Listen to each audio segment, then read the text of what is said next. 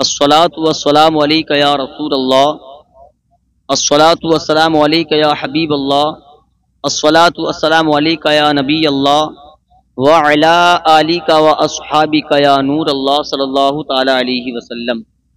हजरात, आज मैं आपको ईद उल फित्र की नमाज का तरीका बता रहा हूँ। चूँकि साल में एक मरतबा ईद उल फित्र की नमाज आती है तो हमारे कुछ मुसलमान भाई, हमारे नौजवान नियत को भूल जाते हैं, तो इसलिए ये बताना हमने मुनासिब समझा ताकि हमारे मुसलमान भाइयों को नमाज पढ़ने में आसानी हो जाए। आप नियत इस तरह करेंगे कि नियत की मैंने 2 रकात नमाज वाजिब ईद उल फित्र की, मैं 6 तकबीरों के वास्ते अल्लाह ताला के, पीछे इस इमाम के, मुंह मेरा काबे शरीफ की तरफ अल्लाहु अकबर कह करके हमें हाथ बांध लेने हैं। अब हमें सुबहाना पढ़नी है, जो आम रूटीन के मुताबिक हम और नमाजों में पढ़ते हैं, इमाम साहब भी पढ़ेंगे और हमें भी पढ़नी है। जब सुबहाना पूरी हो जाएगी तो इमाम साहब फिर तकबीर कहेंगे, अल्लाहु अकबर कह करके हमें कानों की लो तक हाथ उठाने हैं, छोड़ देने हैं। फिर इमाम साहब अल्लाहु अकबर कहेंगे दूसरी तकबीर में, फिर हमें कानों की लो तक हाथ उठाने और छोड़ देने हैं।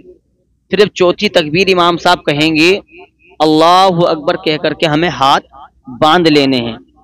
इमाम साहब किरात करेंगे, अलहम्द शरीफ में कोई सूरत मिलाएंगे, उसके बाद में रूटीन के मुताबिक 1 रकात हमारी मुकम्मल हो जाएगी। जब हम दूसरे रकात के लिए खड़े होंगे तो इमाम साहब किरात शुरू कर देंगे। इमाम साहब किरात करेंगे, अलहम्द शरीफ के बाद कोई सूरत मिलाएंगे, फिर इमाम साहब जब पूरी सूरत मिला देंगे तो फिर इमाम साहब फिर तकबीर कहेंगे, अल्लाहु अकबर कह करके हमें कानों की लो तक हाथ उठाने और छोड़ देने।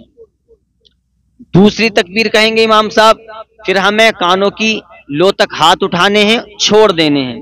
फिर तीसरी तकबीर कहेंगे इमाम साहब, हमें कानों की लो तक हाथ उठाने हैं, फिर छोड़ देने हैं। जो चौथी तकबीर इमाम साहब कहेंगे तो हमें बिना हाथ उठाए रुकू में जाना है। रुकू होगा, सुजूद होगा, सलाम होगा, उसके बाद फिर खुतबा होगा, फिर पूरी नमाज रूटीन के मुताबिक पूरी ये मुकम्मल हो जाएगी। ये ईद उल फित्र की नमाज का तरीका इसलिए बता रहे हैं कि आपके जहन में ये कैच हो जाए और आपको नमाज पढ़ने में आसानी हो जाए।